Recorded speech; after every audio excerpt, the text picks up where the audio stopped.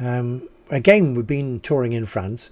After my original visit to France in about 1973-74 with the red Jaguar, then we went to France every year afterwards for our holidays, such as there were. We tried to grab as many days as we could at the end of the year in September from looking after the horses in the 80s and 90s, and go to France touring. So we didn't have much money, so it was B&Bs or something like that, as cheap as possible. And of course, the end of after schools have gone back, then the ferries are cheaper. Now this one, we had the Passat. So Ruth bought the Passat in 1999, the year that Tony Barnett died, and yeah, he was partly responsible for us changing the car and getting one with more room in it. Poor old Tony. And so it must have been very early 2000s, this. Phew, yes, very early. We're now in 2024, aren't we? Yes, right. Very early 2000s. We've been somewhere in France. Can't remember. That isn't an important bit. It's coming home. So we'd promised to see Bob and Kay. Now, Bob and Kay are our friends from a long time ago. Bob was my patrol second in the first Boston Sea Scouts. When I was a patrol leader for quite a while, he was my assistant. We did lots together. And Bob was a submariner for all his working life. And Kay is a Scottish young lady from Scotland, very, very nice and very good cook. And they lived in Fareham in Hampshire, still do. And coming home on this particular holiday, we'd promised to call in. They'd offered us a bed for the night, so it'd probably be a late ferry. So we'd arrived at Bob and Kay's, tea time-ish, and spent the evening with them. And the next morning, we had breakfast. And we set off north, and we're beetling along and joined the A38 north of Portsmouth. We'd left the motor as you're leaving Portsmouth. Fareham, that's right. You have to go on the motorway a bit, don't you? From Fareham, going north, and then you leave the actual motorway and join the A38 to Oxford. This is where we came home anyway. Oxford and Northampton, Stamford, Spalding, Boston, Spilsby. Right, going to the A38, it's dual carriageway, and you're going through the rolling hills of Downs, is it? It's not far from Greenham Common and all that lot, is it? So, going along, lot of traffic, lots of lorries. It's about 10 o'clock in the morning, and in front of us, driving along, I could see an Arctic suddenly wavered like that. It suddenly shook. The driver had swerved, and the whole thing had snaked ahead of us. Probably about 4 lorries ahead. So, leaving good gaps between us, good drivers do. Then we get half a mile ahead. So, as we approached this area where this lorry had been, we were a bit more vigilant. And there, as we actually got to it, there on the central carriageway, the barriers, was a little lorry embedded in the barrier. It hadn't come across it. Obviously, this little 7.5 tonner box one, it had tried to come through the barriers into our carriageway and hadn't made it. And it stopped, and it was stuck, rammed into the safety barriers. Well, we were being vigilant, so we pulled in quickly. We were going cautiously, so we were able to pull in at the side of the road and stop on the hard shoulder. It was only 2-lane dual carriageway. And as lorries are going past, zoom, zoom, all the time. So just a brief look, and I signalled to a driver, again, no mobile phones or anything, signalled to a chap, so can you, what do you say when you give us can you make a call? can you call emergency services to a driver going past? Can you do, call somebody for help? And a chap, one of the drivers said yes he would, put a hand up and say, yeah, okay, I understand, I'll do it. So, I mean, a lot of drivers have got CBs and contact with their bosses, some way of contacting somebody in the cab. So that was done. Anyway, just in that interlude, Ruth had left me. She'd dashed across, found a gap between the lorries, and she'd gone across to see what she could do with this lorry. It was like a Leyland Terrier or Ford D series or something like that, but it wasn't. It was something else. You couldn't tell what it was really.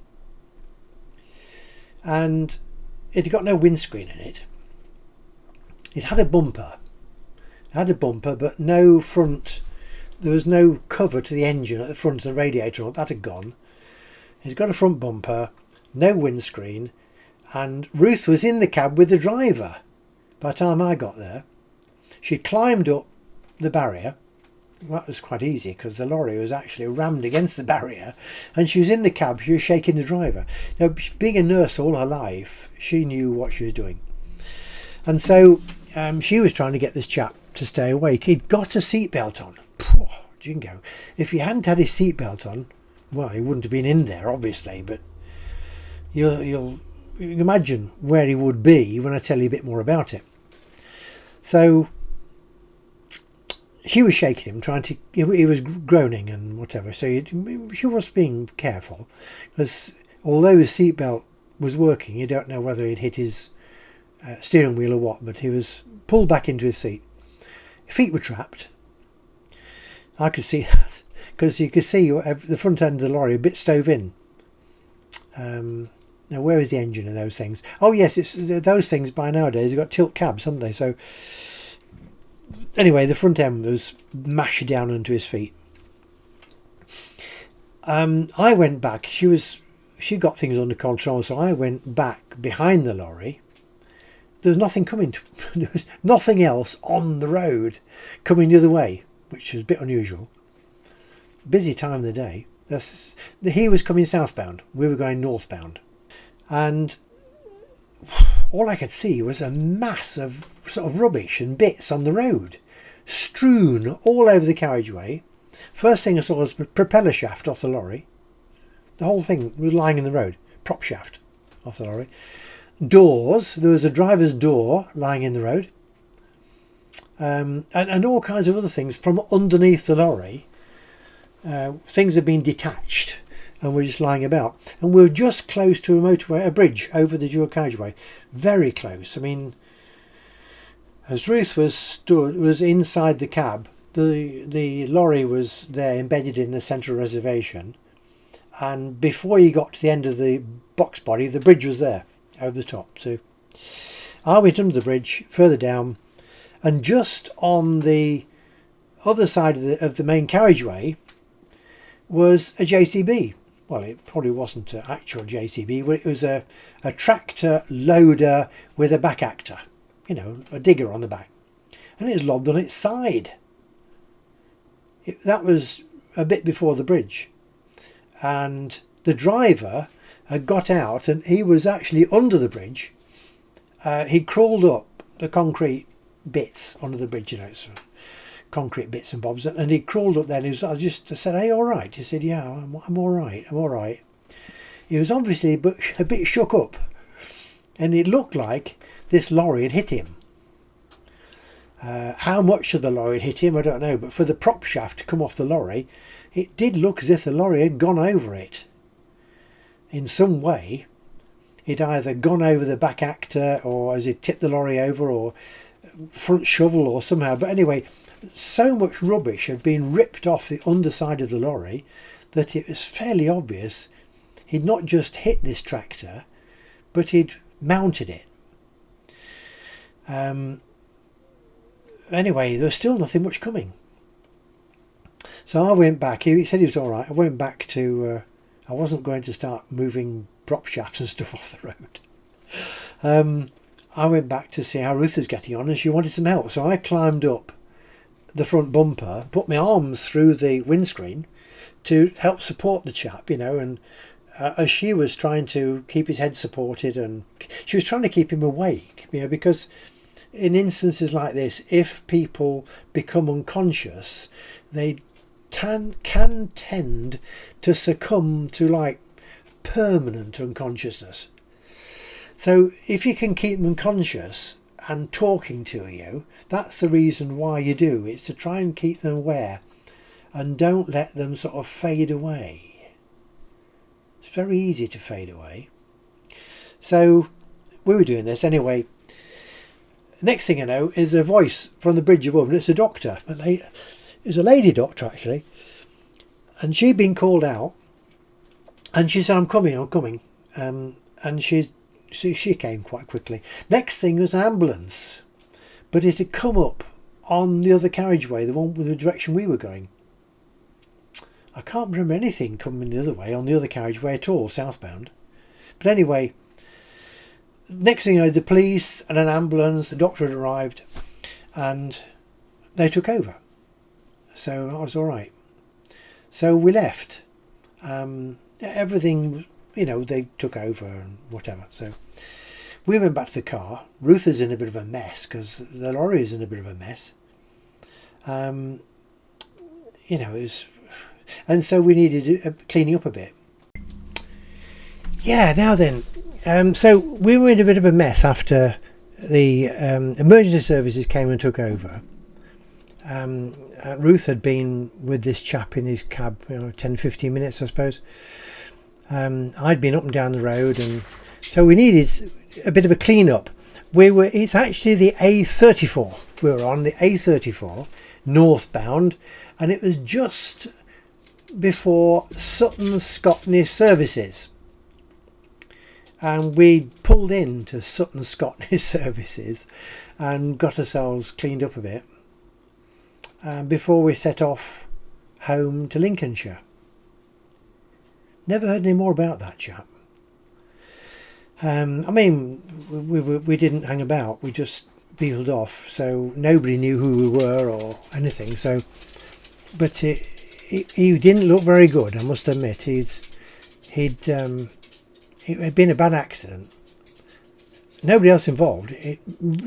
I mean, to me, it looked like he'd fallen asleep, which is easily done on roads like that, you know, unless you take adequate breaks. I mean, I don't know. It might not have been. It might have been the JCB's fault. But anyway, it wasn't good, and I hope he survived.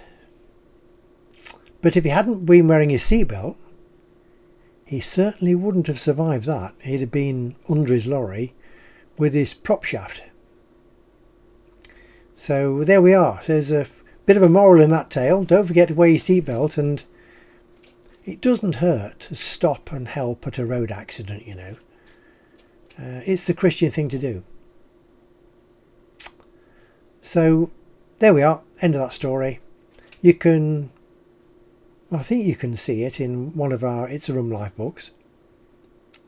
I shall put some links on to where you can download the audio story. A34 incident or something like that. And so there we are. I hope you enjoyed that. Something a bit different. Don't forget to like and subscribe. Subscribe to the channel if you like what we're doing. Link to our website so you can look at all the things that we have produced that you can download. I'm sure you'll find something entertaining. And until the next time, thank you for being with us. Cheerio.